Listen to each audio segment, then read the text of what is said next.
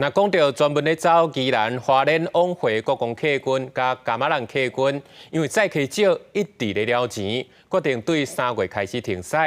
另外，首都客运甲台北客运嘛拍算对明年开始要甲北环线收起来，这重逼会去大大影响到东部的交通。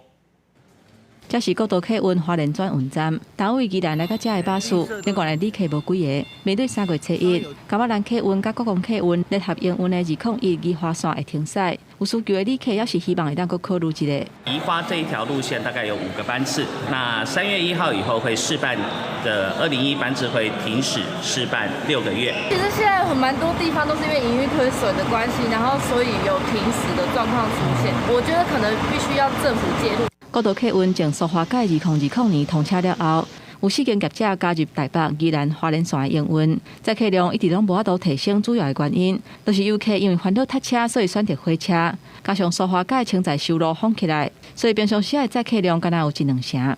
有时候都空车，有时候都1、2个而已。公路局为什么当初花那么多钱，上面只盖1线道，对不对？你盖1线道。 你再怎么样还不是一样塞？所以大家宁愿搭火车嘛？对啊。除了加马兰客运甲国光客运宣布宜花201线停驶以外，首都甲台北客运的北华线、15800线甲1071线嘛按算明年无要继续营运。业者小连续退场，外界真烦恼，安尼会对花莲的运输造成影响。在这个搭乘客运的这个意愿上，确实是比较低落。那所以这个部分我们也会跟主管机关公路总局。 还有台北监理所来了解，是不是有一些因应的对策？台北区监理所表示，目前还佫伫咧收集各方的意见，收到业者的申请了后，会以民众的角度来加强沟通。